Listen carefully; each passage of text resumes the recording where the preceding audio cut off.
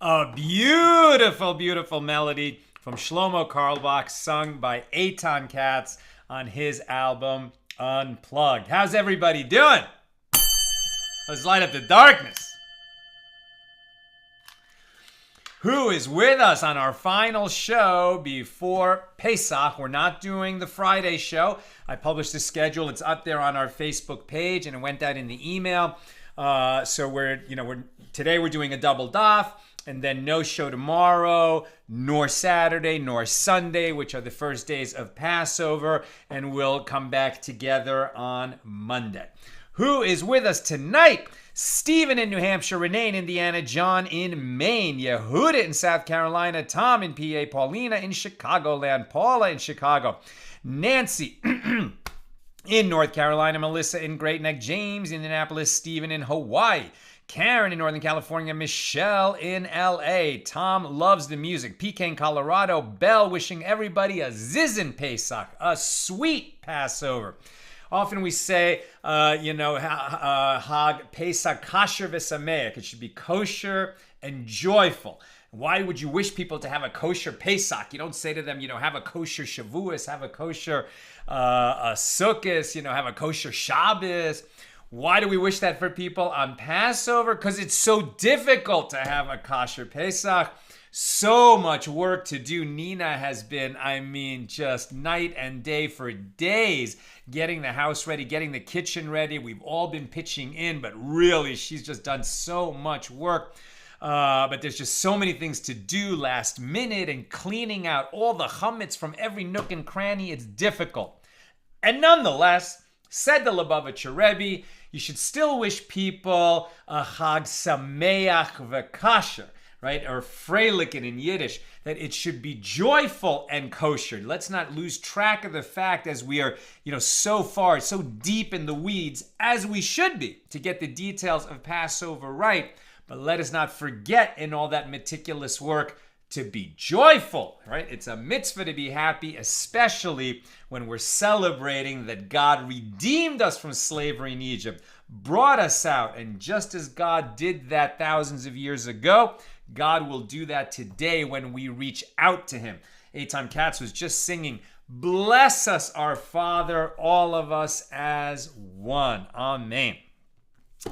Bella in Florida, Sharon, wishing everyone a shalom and a kosher and joyful Pesach. Lucy in Minnesota, Patrice in Utah, Debbie in New Jersey. We saw When Do We Eat? We laughed and laughed. It's become a pre-Pesach tradition.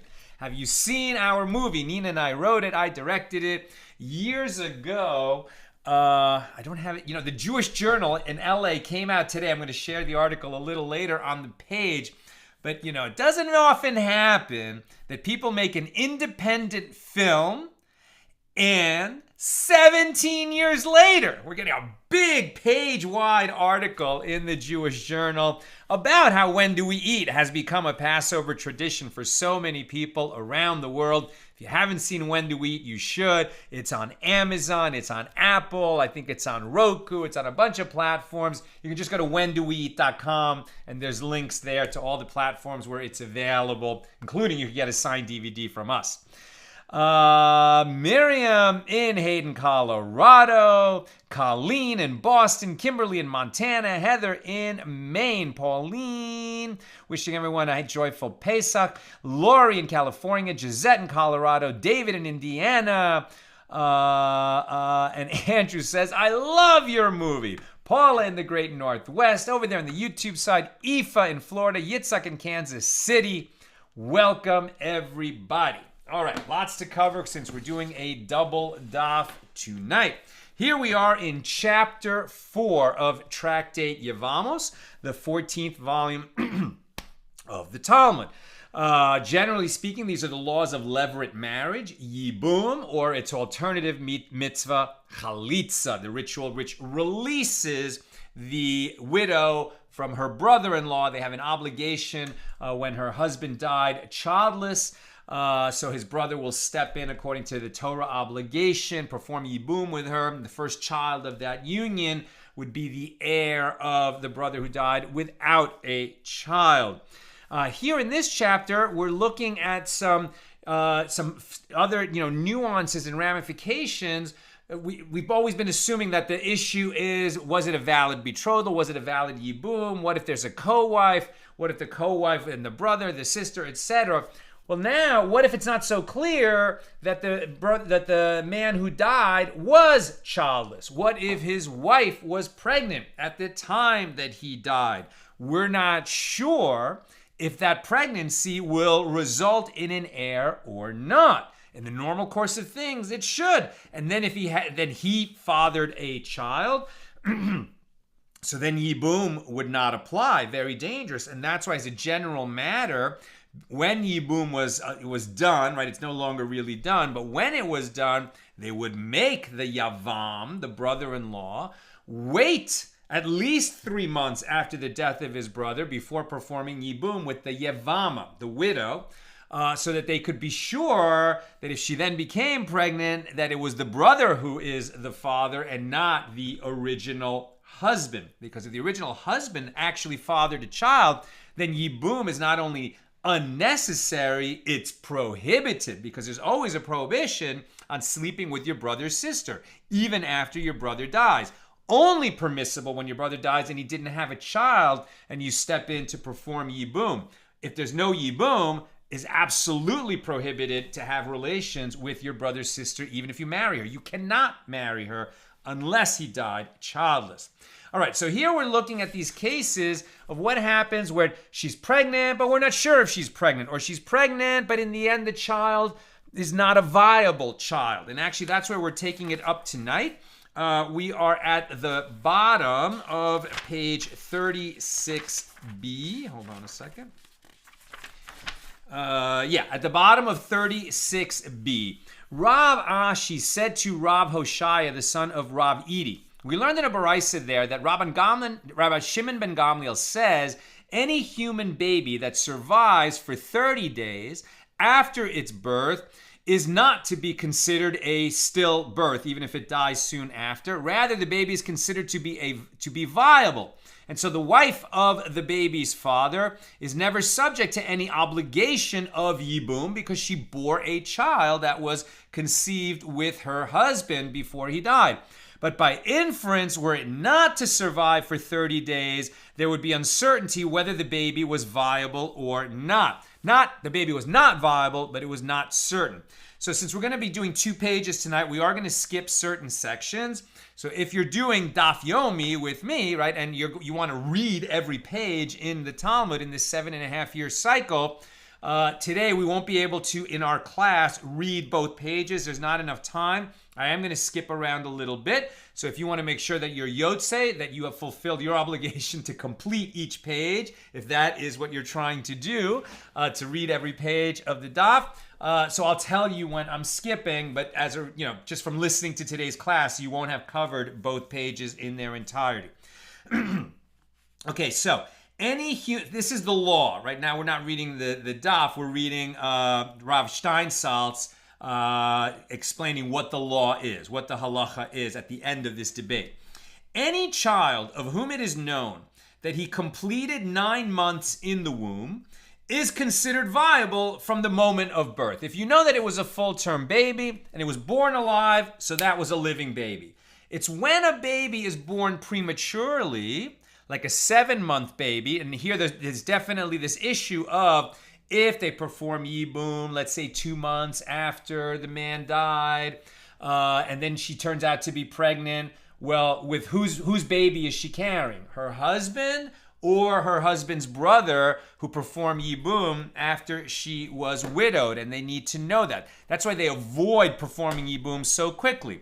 But if they did that, okay, and so then the baby was born and it died right afterward, so if it was the Yavam's son, a 7-month baby, right, so then it wasn't a viable offspring. But if it was a 9-month child, right, of the original husband, so if it was in the womb for 9 months and it was born alive, then even, God forbid, it died within that first month, it would be considered a viable offspring.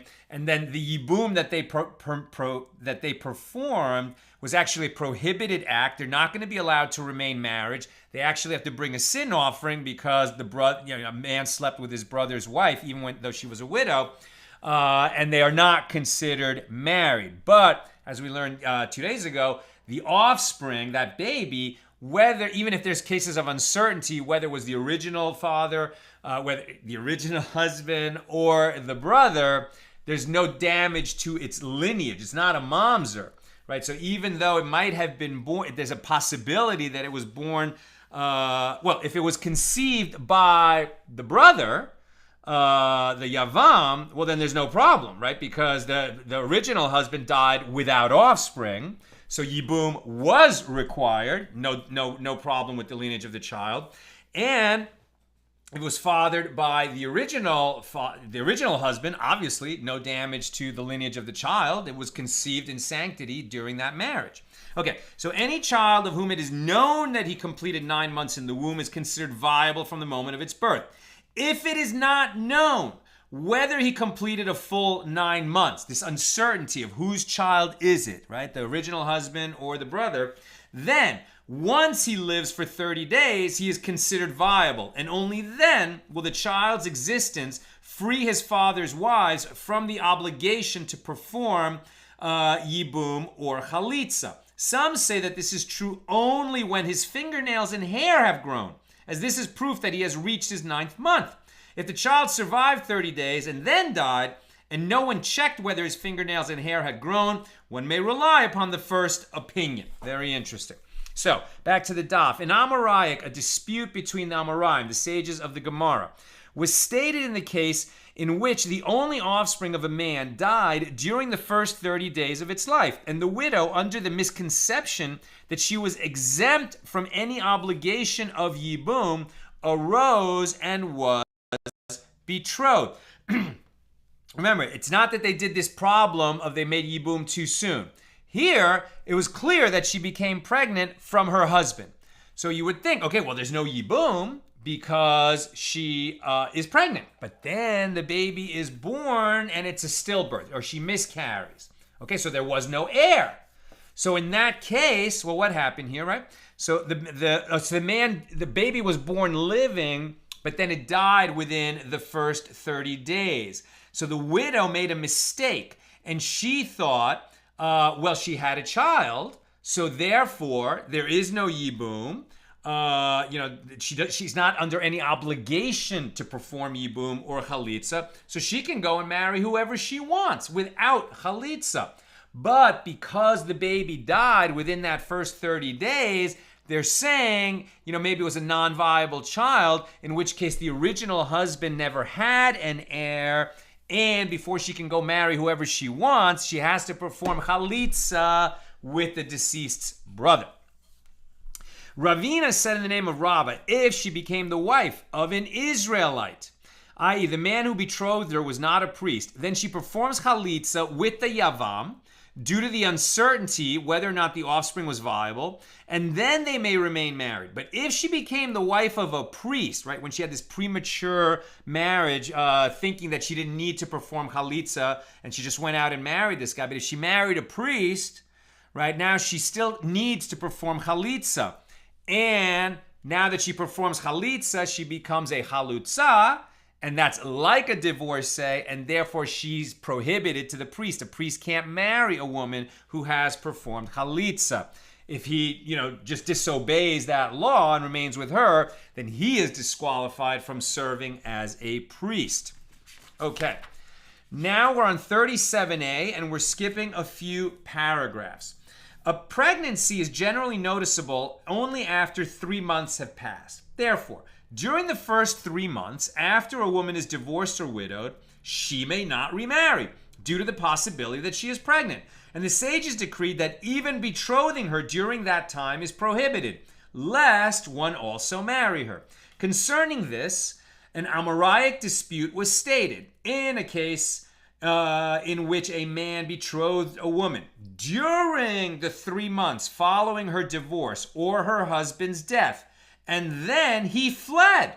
Rav Acha and Rafram disagree over what should be done. One said, we excommunicate him for violating the prohibition. Now notice, this has implications obviously in the case of yibum, but it doesn't even have to, right? The fact is, any woman who is leaving a marriage, whether because her husband died or they divorced, she needs to wait at least 3 months before she marries again, even gets betrothed again. Because she might be pregnant from her former marriage. And if she is, and if they do it too soon, there will be uncertainty who the father is, her previous husband or her new husband. And that's why they make her wait. So if they don't wait, then what's going to happen? Rav Ach and Rav Ram disagree. One said, we excommunicate him for violating the prohibition. He should have waited the 3 months. And the other one said, his flight is sufficient for him, since it proves that he does not intend to marry her until it is determined that she is not pregnant. Therefore, there is no need to penalize him further. And the Gemara relates there was an incident like that, and Raphaim said to those who asked what to do, his flight, the fact that he ran off, is sufficient for him. The Mishnah states that if a Yevama, a widow, the widow of a man who died childless, consummated yibum and gave birth 7 months later. So this is the classic uncertainty. There is uncertainty whether the child is 9 months old, counting from conception, and therefore is the offspring of the first husband, i.e. the deceased brother, or whether the child is only 7 months old and it is the offspring of the second husband. If it is the child of the first husband, then there was never any obligation to perform yibum. And the supposed consummation was in fact forbidden by penalty of kares. Due to that possibility, both the man and the woman are obligated to bring a guilt offering for uncertainty. They're not sure if they committed a transgression or not. If it's his baby, no transgression, and in fact they're married. If it's the baby of the original husband, then they committed a transgression and they would need to bring a sin offering. But since they're not sure, they bring the guilt offering. The guilt offering is when you're unsure whether you're liable to bring a sin offering or not. Rava said to Rav Nachman, how can they bring a guilt offering for uncertainty? Let us say, follow the majority of women. And since the majority of women give birth after 9 months, it should be presumed that the child is the offspring of the deceased brother. Accordingly, the couple would be obligated to bring a definite sin offering and not the guilt offering of uncertainty. Rav Nachman said to him, the women of our family regularly give birth after 7 months. Therefore, how can you presume that this woman gave birth after 9 months? Rava said to him, do the women of your family constitute the majority of the women in the world? Sure, you can give me anecdotal evidence that some women give birth after 7 months, even whole families that do that. But most women in the world give birth after 9 months. Ultimately, the majority of women give birth after 9 months, and one should therefore presume accordingly, in a case of uncertainty, if 95% of the people in the world have full-term pregnancies that are 9 months long, we should just assume that that's probably what happened.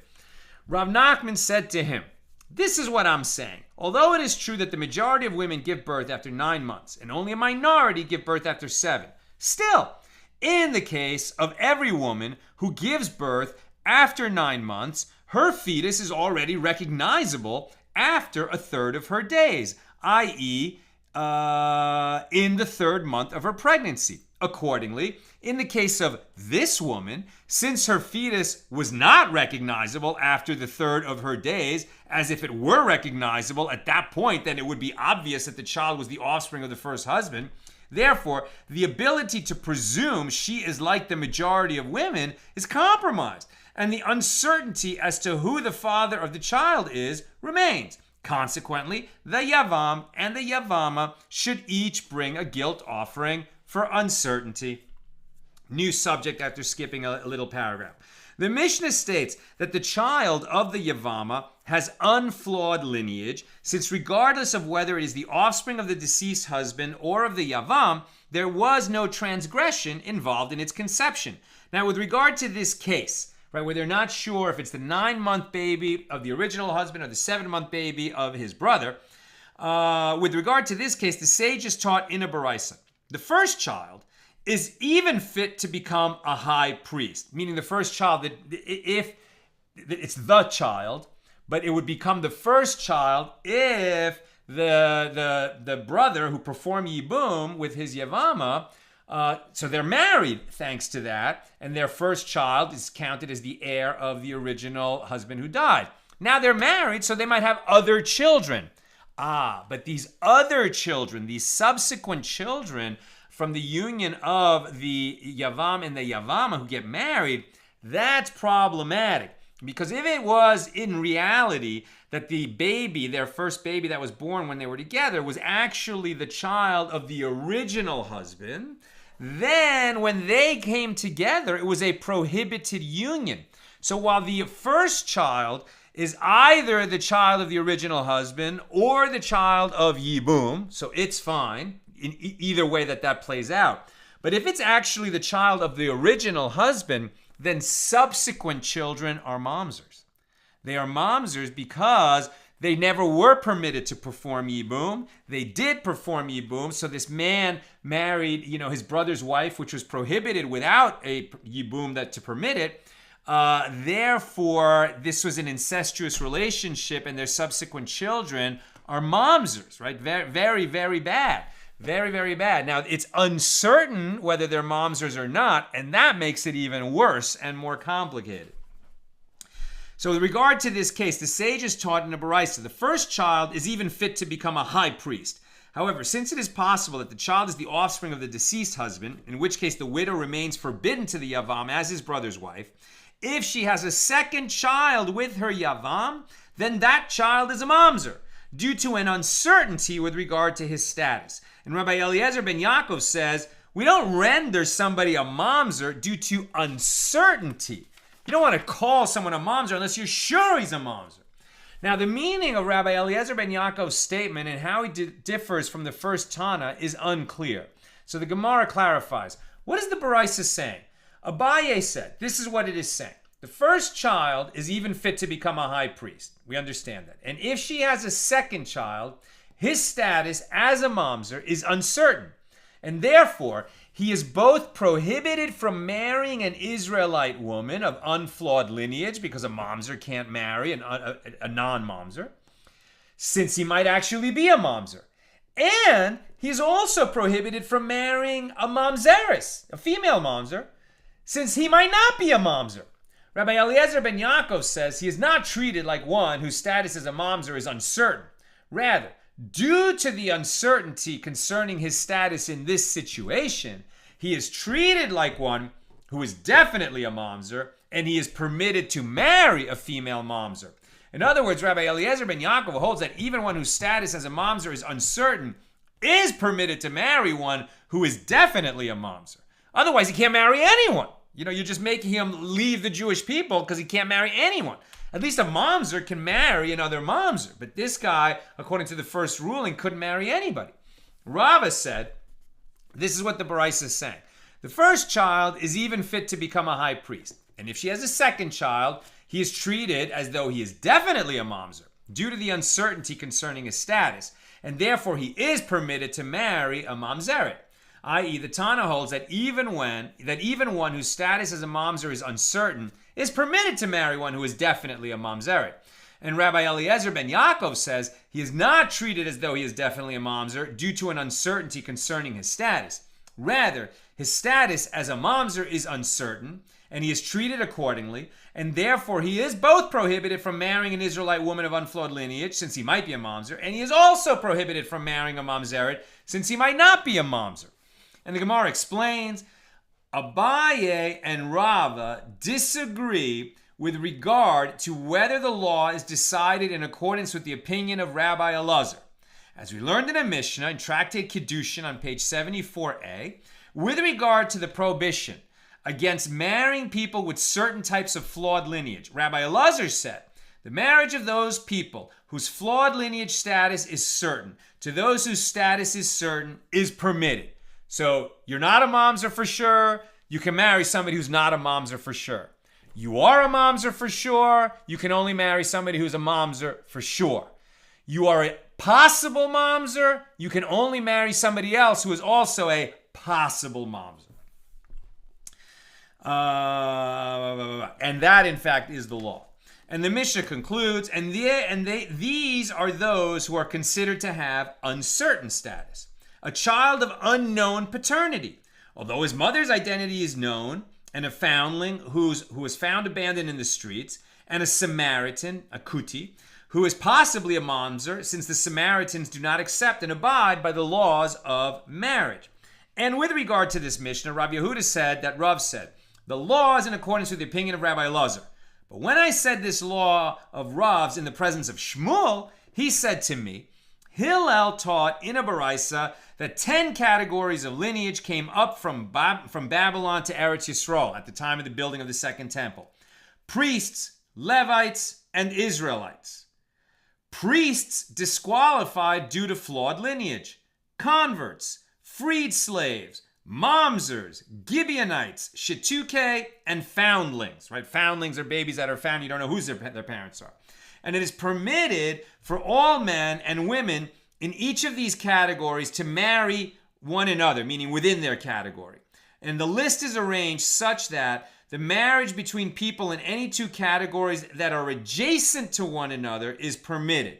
And this is possible only if one assumes that it is permitted for one whose flawed lineage status is uncertain to marry one whose flawed lineage status is certain, which would contradict the idea that you can only marry one who has this certainty or uncertainty the same as yours. Skip a few paragraphs, and now we're on 37b.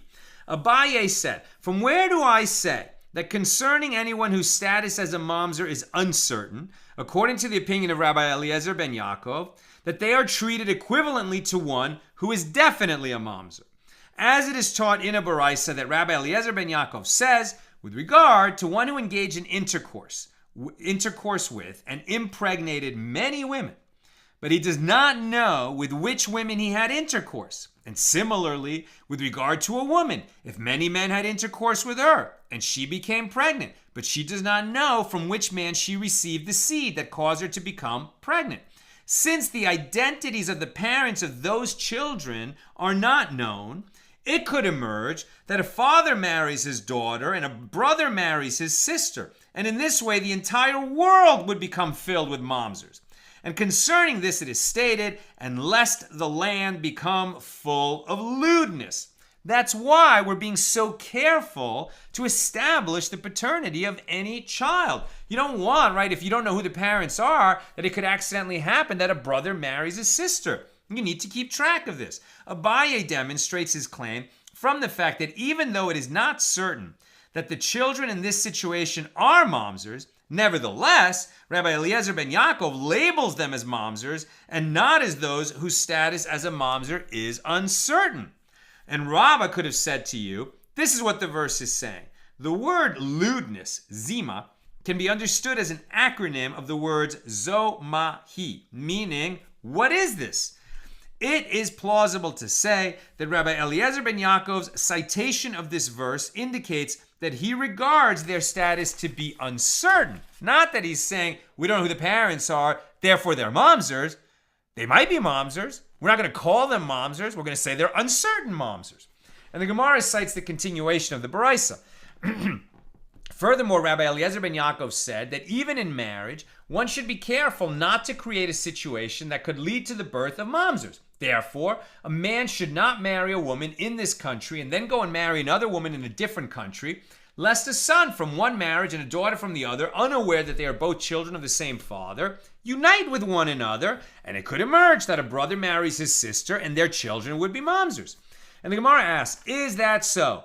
Is there really such a prohibition? But didn't Rav, when he happened to come to Dardashir, make a public announcement saying, which woman will be my wife for the day, i.e., for the duration of his visit? Since his wife did not accompany him to Dardashir, he wished to be married to another woman. Remember, bigamy was still prohibited at that time.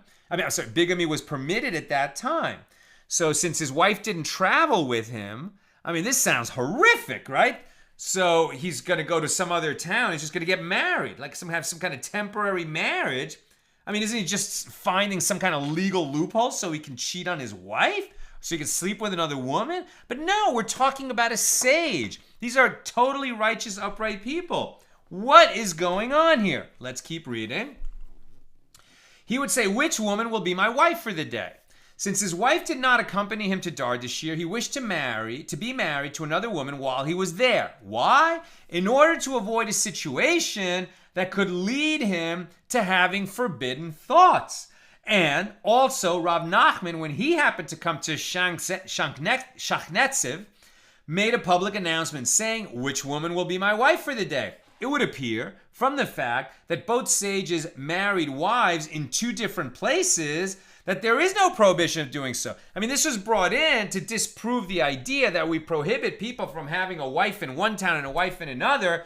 The families don't know each other, but eventually the children could meet, get married, and they wouldn't even know that they're brother and sister, and they could produce a mamzer. You'd think we would prohibit somebody from having, these, different families in different towns. Well, the Gemara rejects the proof. Sages are different, as their names are renowned, and therefore their children are always identified by their connection to their father.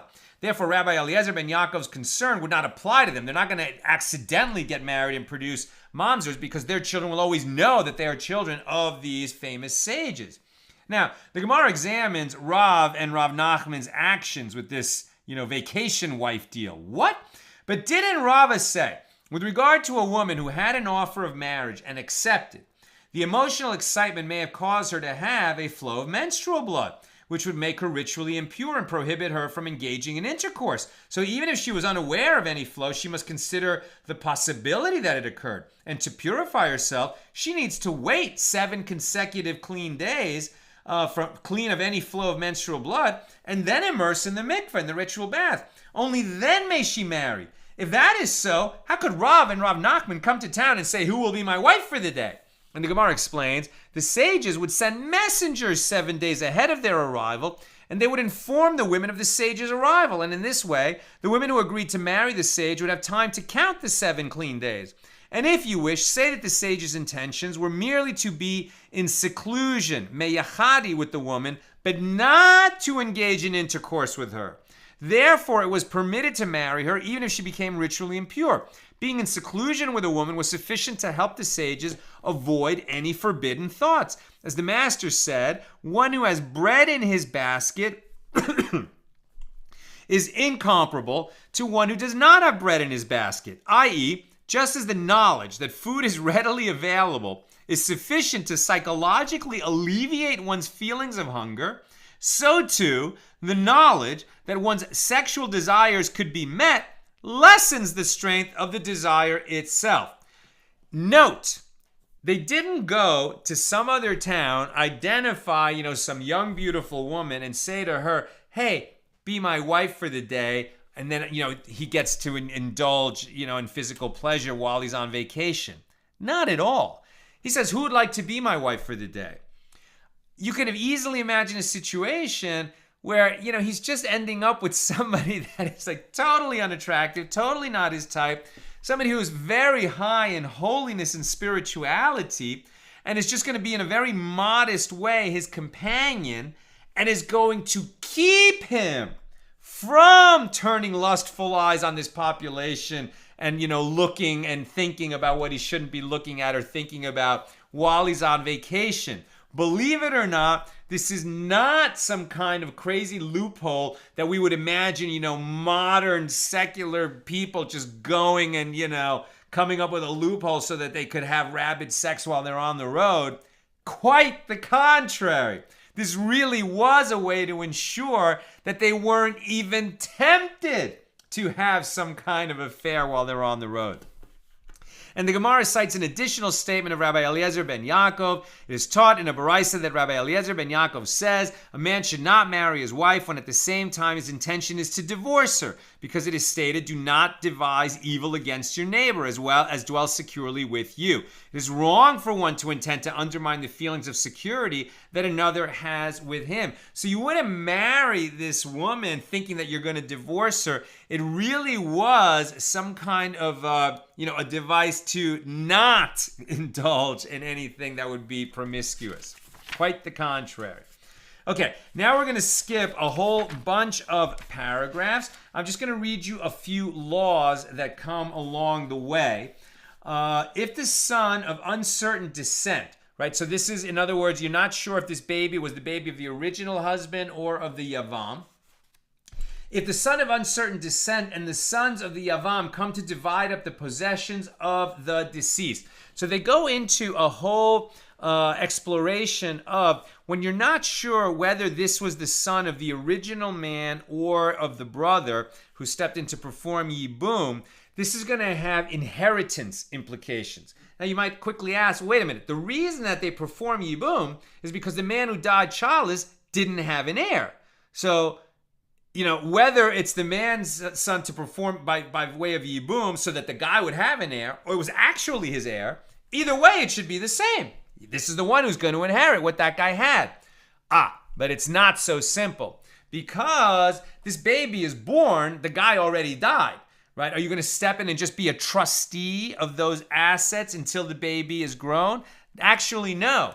The way that estate is going to be divvied up is that the brother who steps in and marries that man's wife, he has to support her, he has to support this child, so he gets half of that estate, and he is going to split it with that child who eventually grows up and takes that half. Meanwhile, that man, the yavam, has other children, right? And because now this is a child of uncertainty, because it might be the son of the original man, in which case he wouldn't inherit at all what of the brother, or he might be the brother's son as a yibum child, but he's also that man's son. So it's going to have all kinds of implications on the laws of inheritance vis-a-vis the Yavam's other children. And so the next few pages explore how we work out those laws of inheritance. And to help us understand that, they draw an analogy to another area of law, which is real property rights, where if a person had a field, right, he owned a field and it was surrounded by a larger field that belonged to someone else. He couldn't even reach his field except that he had the right to walk through a path of that surrounding field. Then the guy who owned the surrounding field sold it to some other people, and the one who had the inner field didn't use it for a while, and the path got lost. Well, does this guy now, when he wants to come back to his field, does he have a right to cross through, somebody else's field, the outer field, who never knew that there was an inner field and that he had to give up the rights to a path to get to that field? And this is going to be, and because there was uncertainty about that, there's going to be some analogies drawn to the case of this son of uncertain descent, the baby of uncertain descent, whether he, belongs to the original husband or the yavam. That obviously is a much more intricate analogy to work out. You have to read it to do it. We don't have time today. So we pick it up now on page 38a. The Gemara brings another case, that of one of uncertain descent, who is either the son of the deceased or the son of the yavam, and the yavam who came to divide up the possessions of the grandfather, i.e. the father of the yavam and the deceased, they were brothers, so their father had an estate, and it was bequeathed, right, to the one who died and to the yavam, and each one of them made a claim to the inheritance. And the son of the uncertain descent said, that man, referring to himself, is the son of the deceased, and therefore half of the possessions of the grandfather are mine, because the inheritance should be split between the two sons, i.e. the deceased and the yavam. And since I am the sole heir of the deceased, I should receive his portion. And the yavam said to him, you are my son, and therefore you have absolutely no rights to the possessions. Rather, I should receive all the inheritance. One half is mine because I'm the grandfather's son, and the other half, which would have gone to my deceased brother, I should receive by virtue of the fact that I consummated yibum with his widow. And the Gemara rules on this case. This is a case in which the yavam has a definite claim because he is the grandfather's son, and the son of uncertain descent has only an uncertain claim. And the law is that with one who has an uncertain claim cannot extract property from the one who has a definite claim to it. Therefore, the yavam receives all of the inheritance. The Gemara raises yet another case, that one of an uncertain descent, who is either the son of the deceased or the son of the yavam, and the sons of the yavam, who come to divide up the possessions of the grandfather, and each one made a claim to the inheritance. So the son of uncertain descent said, I am the son of the deceased, therefore half of the possessions of my grandfather come to me, because the inheritance should be split between the two sons, i.e. between the deceased, my father, and the yavam. And since I'm the lone heir of the deceased, I should receive his portion. And the sons of the yavam said, you are our brother. You are the son of the yavam who perform yibum, and therefore you should receive only a portion together with us. So the Gemara rules on this case. The half of the grandfather's possessions that the son of uncertain descent concedes belongs to them, to the sons of the yavam. They take it for themselves. By claiming to be the son of the brother who died first, he forfeits any rights to the other brother's portion. The third of the grandfather's possessions that the sons of the yavam concede belong to him, the son of uncertain descent, he takes that for himself. By claiming he is their brother, they admit that he should at least receive an equal portion to them, which would mean 1/3 if there are 3 of them.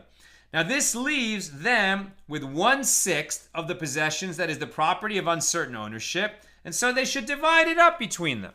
And the Gemara presents an additional case. One is a case where a son of uncertain descent, who is either the son of the deceased or the son of the yavam, died, and the grandfather and the yavam come to divide up the possessions of the son of uncertain descent. In the absence of any children, a father inherits from his son.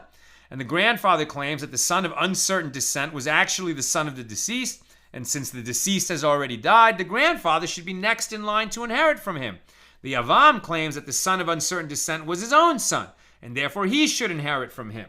And you can see how they, the idea of being uncertain descent, whether you're the son of the yavam or the original deceased, has all these ramifications in the law of inheritance. And the Gemara rules in all these cases. This is a case of property, of uncertain ownership, and so they should divide up the possessions between them. We're not sure how to handle it. Let's just split it up. We're going to continue to examine that now using Mishnah number 2. Here's Mishnah number 2 of chapter 4. With regard to a widow, waiting for her yavam to either consummate yibum with her or perform chalitzah with her, so she is a yavama, to whom property was bequeathed. She receives property, right? So she is a widow, and before her yavam performs either yibum or chalitzah, she inherits some property. Now, if the yavam performs yibum with her, then he's going to have some rights in her property, right? Because there's going to be joint property in a marriage.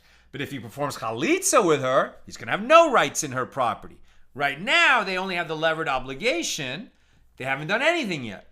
Does that create some kind of a lien or an interest in her property just by virtue of the levered obligation? Beis Shammai and Beis Hillel both agree that she may sell or give away the property ab initio, and that if she did, the transfer is valid. Whatever interest he may have by virtue of the levered bond is not strong enough to prevent her from disposing of that property however she wishes. Since she has only a levered bond with the yavam, she retains total control of the property. This is in contrast to a betrothed woman, concerning whom Beis Hillel rule that she may not sell such property because her betrothed also has rights to it. A couple gets betrothed. They haven't consummated the marriage yet, but they're betrothed. She inherits some property. Can she just sell it? Not so fast, because remember that betrothal is like being married. To break up a betrothal, you have to give a get, a bill of divorce. So since she received property while she was married, a betrothal, not a full marriage, but good enough, so the fiancé, as it were, has some rights in that property, and she can't dispose of it at will. So here we see that the levered bond does not amount to the same degree of relationship as a betrothal. Now, if she died while she's this is a woman who is a widow awaiting yibum or chalitzah, so the levered bond is in place, but it has neither become chalitzah nor yibum. And during that time, she died. But she has money, or she receives some money during this period. So what should be done with the money that is assured to her in her marriage contract by her deceased husband, right? So she had a husband. So she was going to inherit some money from him, her husband who died. And before she gets that money, she dies. Okay. So if she died, what should be done with the money assured to her in her marriage contract by her deceased husband and with her property that enters and leaves the marriage with her? She had stuff before she even married the original husband, in which a husband only ever has a usufructuary interest. There's a word, usufructuary. I'm sure I'm pronouncing it wrong. Meaning, if she enters the marriage already owning property, the husband has a right to use that property, but it's not his property. It was hers before the marriage, and when she leaves the marriage, she takes that property with her. He can only use it while they're married. Beis Shammai said, the husband's heirs, i.e. the yavam, who stands to inherit from the husband when he consummates yibum, should divide up the property together with her father's heirs, i.e. the woman's family. Beis Hillel say, the property retains its previous ownership status. Therefore, money assured to her in her marriage contract remains in the possession of her husband's heirs, since it was to be paid from the husband's own property, and she never received it because she died. And the money is retained by his estate, and it passes to his heirs. And her property that was hers before she got married remains in the possession of her family, meaning her father's heirs. Since those properties belong to her, upon her death, they are inherited by her father or his heirs. So Beis Hillel say, leave the property in the possession of whoever has it now, and that's it. Beis Shammai say the fact that there was a levirate obligation is enough to cause some property to change hands, and that her heirs and his heirs need to divide up that property.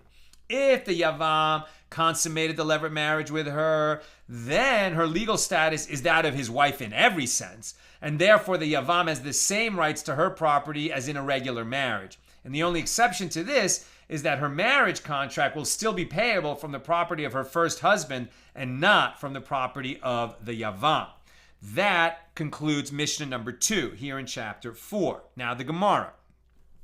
The Gemara asks, what is different about the first clause concerning a Yavama who is still alive, that Beis Shammai do not disagree with Beis Hillel, that the woman has full possession of the property since there is only a levirate bond but no marriage?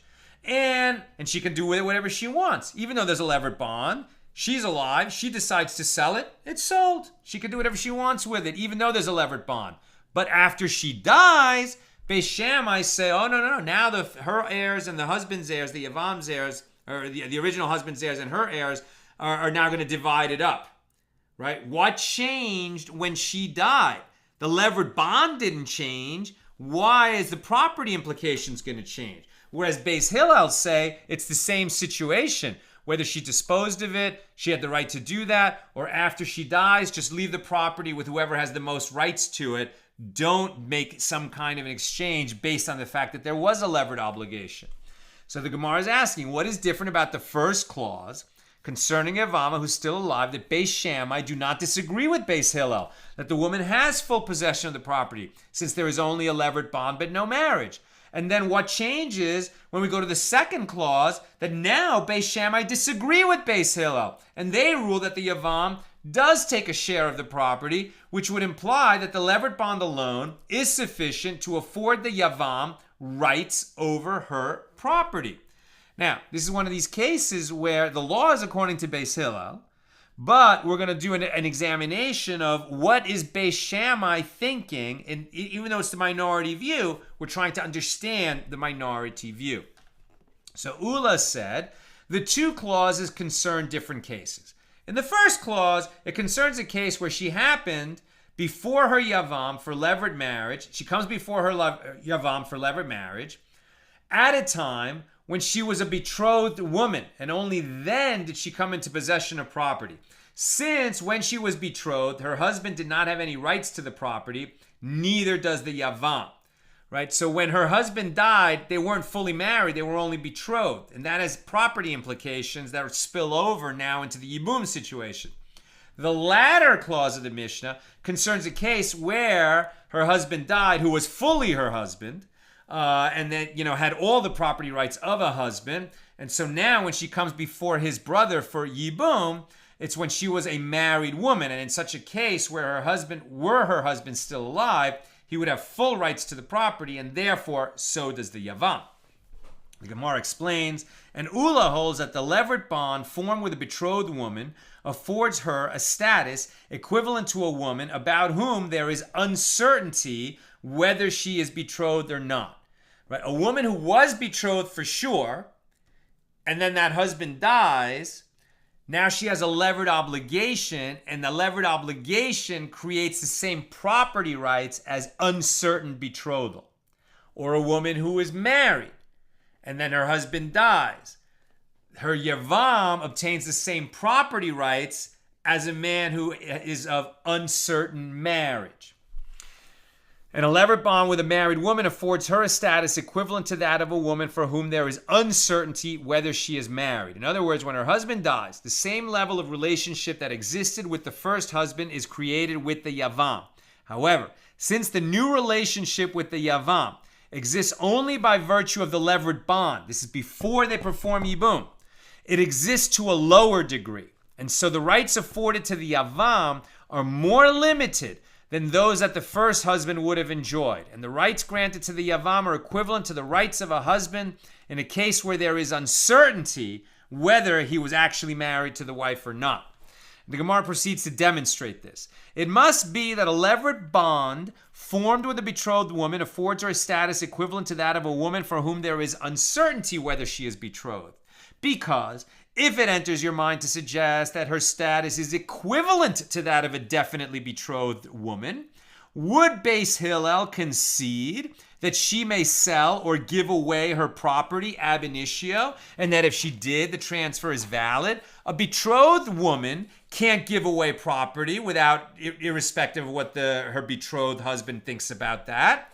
But a woman, who was betrothed and her husband died, and now before she performs yibum with the yavam, she can dispose of the property.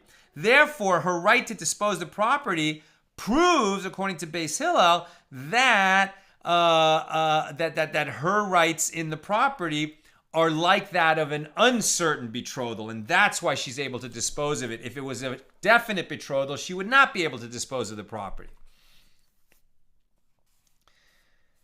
But didn't we learn in a Mishnah on Ketubah 78a, if property was bequeathed to a woman after she was betrothed, Beis Shammai say she may sell that property, and Beis Hillel say she may not sell that property.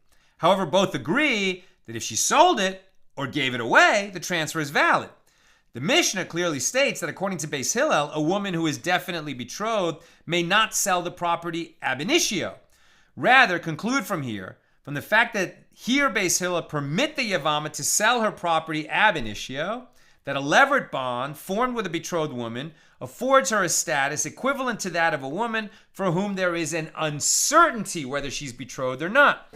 And similarly, it must be that a levirate bond formed with a married woman affords her a status equivalent to that of a woman for whom there is an uncertainty whether she is married. Because if it enters your mind to suggest that her status is equivalent to that of a definitely married woman, would Beis Shammai say that the husband's heirs should divide up the property together with the father's heirs?